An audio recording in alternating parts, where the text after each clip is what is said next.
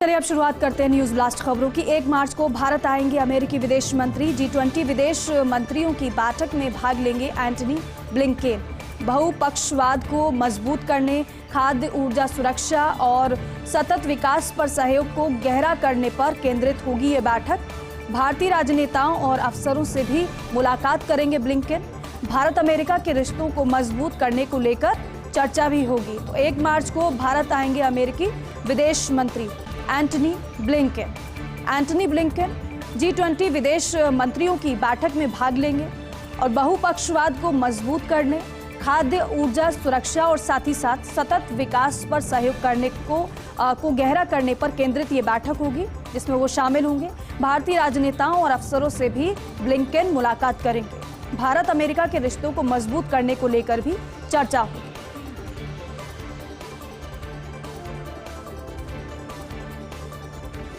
रक्षा सचिव अरमाने गिरिधर को एक्सटेंशन, अगले साल अक्टूबर तक दिया गया सेवा विस्तार। आंध्र प्रदेश कैडर के 1988 बैच के IAS अफसर हैं गिरिधर, जिनको एक्सटेंशन दिया गया है। पिछले साल 1 नवंबर को संभाला था उन्होंने रक्षा सचिव का पदभार। कैबिनेट की नियुक्ति समिति ने उनके सेवा विस्तार को मंजूरी दे दी है। रक्षा सचिव अरमाने गिरिधर को एक्सटेंशन मिला है। अगले साल अक्टूबर तक अरमाने गिरिधर को एक्सटेंशन दिया गया है। आंध्र प्रदेश कैडर के 1988 बैच के IAS अफसर हैं गिरिधर, जिनको एक्सटेंशन दिया गया है। पिछले साल 1 नवंबर को रक्षा सचिव का उन्होंने पदभार संभाला था। कैबिनेट की नियुक्ति समिति ने उनके सेवा विस्तार को मंजूरी दे दी है।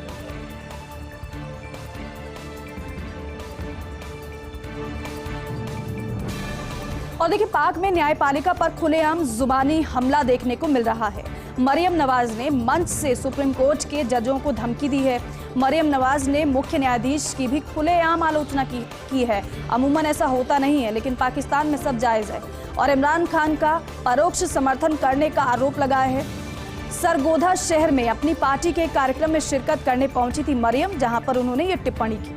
मरियम नवाज ने सुप्रीम कोर्ट के जजों की फोटो दिखाते हुए कहा कि मुल्क के लोगों को इनके चेहरे ध्यान से देख लेने चाहिए, क्योंकि नवाज शरीफ को सत्ता से बाहर करने की साजिश इन्होंने ही रची थी। आरोप लगाया गया है न्यायपालिका पर। पाकिस्तान के मौजूदा संकट के लिए यही लोग जिम्मेदार है, मरियम नवाज ने ये कहा है। इस बार खुलेआम न्यायपालिका पर टिप्पणी की गई है। मरियम नवाज ने मंच से सुप्रीम कोर्ट के जजों को धमकी दी है। मरियम नवाज ने मुख्य न्यायाधीश की खुलेआम आलोचना की है और इमरान खान का परोक्ष समर्थन करने का आरोप लगाया है। वो कह रहे हैं कि मुख्य न्यायाधीश ने इमरान खान का समर्थन किया है। आरोप मरियम नवाज लगा रही हैं न्यायपालिका पर। सरगोधा शहर में अपनी पार्टी के एक कार्यक्रम में शिरकत करने मरियम पहुंची थी। मरियम नवाज ने सुप्रीम कोर्ट के जजों की फोटो दिखाते हुए ये कहा है कि मुल्क के लोगों को इनके चेहरे ध्यान से देख लेने चाहिए, क्योंकि नवाज शरीफ को सत्ता से बाहर करने की साजिश इन्होंने ही रची थी। पाकिस्तान के मौजूदा संकट के लिए यही लोग जिम्मेदार हैं।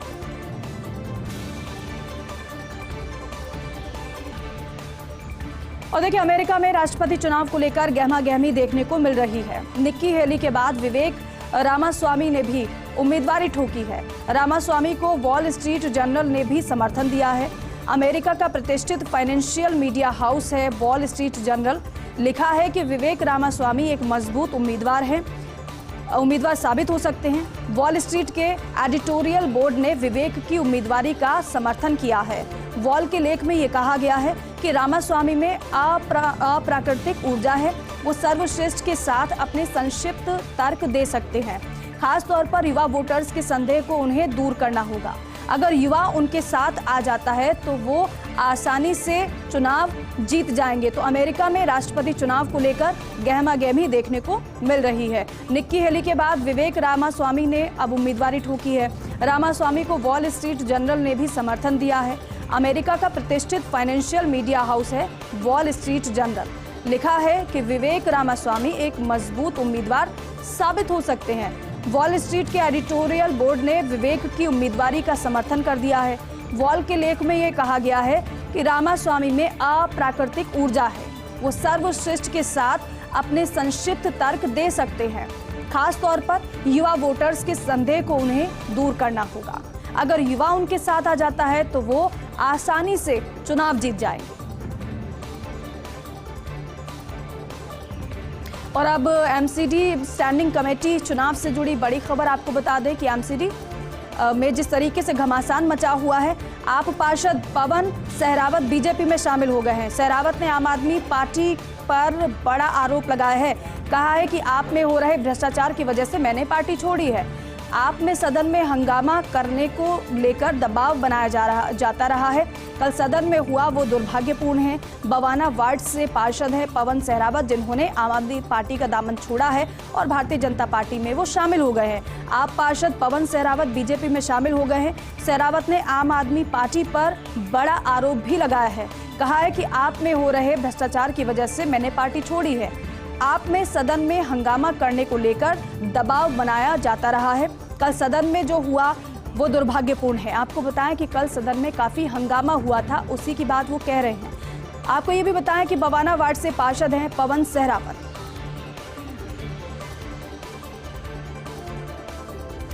अब जयपुर वासियों के लिए बेहद महत्वपूर्ण जानकारी है। ये 3 दिन जयपुर में पानी सप्लाई बंद रहेगी। आज से 26 फरवरी तक शटडाउन लिया जाएगा।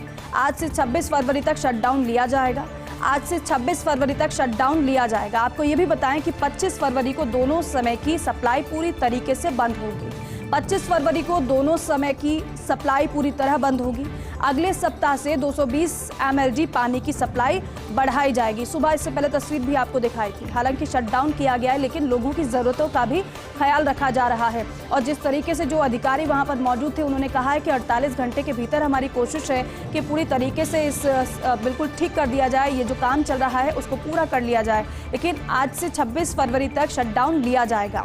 आज से 26 फरवरी तक जो शटडाउन होगा उसके मद्देनज़र लोगों तक पानी भी पहुंचाया जा रहा है, लेकिन 3 दिन पानी की सप्लाई बाधित रहेगी। 25 फरवरी को दोनों समय की सप्लाई पूरी तरीके से बंद होगी। 25 फरवरी को दोनों समय की सप्लाई जो बंद होगी, लेकिन वहां पर ये भी जलदाय विभाग की तरफ से पूरा इंतजाम किया गया है कि लोग परेशान ना हो, उन तक पानी पहुंचे। इसके लिए वैकल्पिक व्यवस्था की गई है। अगले सप्ताह से 220 mld पानी की सप्लाई बढ़ाई जाएगी। अजय बंगा बन सकते हैं वर्ल्ड बैंक के नए अध्यक्ष। अमेरिकी राष्ट्रपति जो बाइडेन ने नामित किया है। वर्ल्ड बैंक अध्यक्ष के लिए नामित होने वाले पहले भारतीय हैं बंगा। वर्तमान अध्यक्ष डेविड मालपास अप्रैल 2024 से पद छोड़ेंगे। मास्टर कार्ड के पूर्व CEO हैं अजय बंगा। भारत में पिज्जा हट और KFC लॉन्च करने में भी बंगा की अहम भूमिका रही है। लेकिन अब ये जानकारी मिल रही है कि अजय बंगा वर्ल्ड बैंक के नए अध्यक्ष बन सकते हैं। अमेरिकी राष्ट्रपति जो बाइडेन ने नामित किया है। वर्ल्ड बैंक अध्यक्ष के लिए नामित होने वाले पहले भारतीय हैं बंगा। वर्तमान अध्यक्ष डेविड मालपास अप्रैल 2024 से पद छोड़ेंगे।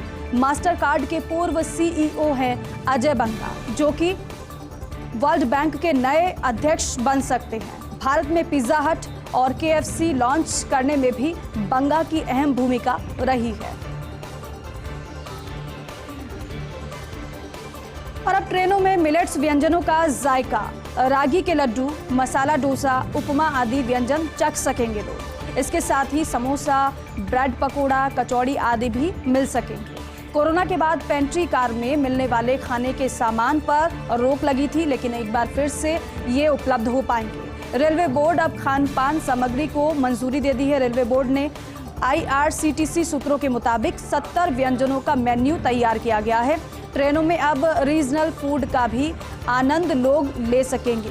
तो रेलवे की तरफ से नई कोशिश की जा रही है। अब ट्रेनों में मिलेट्स व्यंजनों का जायका मिलेगा। रागी के लड्डू, मसाला डोसा उसमें शामिल होगा। उपमा आदि व्यंजन का आनंद लोग ले सकते हैं। इसके साथ ही समोसा, ब्रेड पकोड़ा, कचौड़ी आदि भी मिल सकेंगे ट्रेनों में। कोरोना के बाद पेंट्री कार में मिलने वाले खाने के सामान पर रोक लगा दी गई थी, लेकिन अब एक बार फिर से इसे शुरू करने की कवायद है। रेलवे बोर्ड अब खान पान सामग्री को मंजूरी दे दी है। रेलवे बोर्ड ने IRCTC सूत्रों के मुताबिक 70 व्यंजनों का मेन्यू तैयार किया गया है। ट्रेनों में अब रीजनल फूड का भी आनंद यात्री ले सकेंगे। और वहीं ब्रिटेन में आवश्यक वस्तुओं की कमी हुई है। सुपरमार्केट ग्राहकों को नहीं दे रहे 3 से ज्यादा सामान। खराब मौसम और रूस यूक्रेन युद्ध के प्रभाव के कारण आपूर्ति में कमी आई है। प्रमुख सुपरमार्केट ने कुछ फलों और सब्जियों की खरीद सीमा तय की है। विपक्षी लेबर पार्टी ने कुछ बुनियादी खाद्य पदार्थों की कमी पर चिंता भी व्यक्त की है। तो अब ब्रिटेन में आवश्यक वस्तुओं की कमी हुई है। तो यहाँ पर ये चिंता जताई जा रही है कि बुनियादी खाद्य पदार्थों की कमी पर चिंता विपक्षी पार्टियों ने जताई है। आगे बढ़ेंगे। रूस और यूक्रेन के बीच युद्ध का 1 साल पूरा। 24 फरवरी 2022 को हुआ था रूस यूक्रेन युद्ध का आगाज। रूस यूक्रेन के बीच भीषण जंग में हजारों लोगों की जान गई थी। OHCHR के ऑफिस से जारी आंकड़ों के अनुसार 1 साल के दौरान यूक्रेन में 71,000 से अधिक नागरिकों की मौत हुई है। तो वहीं भीषण जंग ने खूबसूरत देश यूक्रेन को खंडहर में तब्दील कर दिया है। आगे बढ़ेंगे। राष्ट्रपति द्रौपदी मुर्मू का प्रस्तावित मध्य प्रदेश का दौरा है। 3 मार्च को भोपाल में 7वें अंतर्राष्ट्रीय धम्म सम्मेलन का शुभारंभ वो करेंगी। 16 देशों के प्रतिनिधि और 6 देशों के संस्कृति मंत्री शामिल होंगे कार्यक्रम में। 3 से 5 मार्च तक कुशाभाऊ ठाकरे सभागार में सम्मेलन का आयोजन होगा, जिसका शुभारंभ राष्ट्रपति करेंगे। राज्यपाल मंगूभाई पटेल और CM शिवराज सिंह चौहान भी कार्यक्रम में शामिल होंगे। और इन खबरों के साथ ही फिलहाल इस बुलेटिन में बस इतना ही। नमस्कार।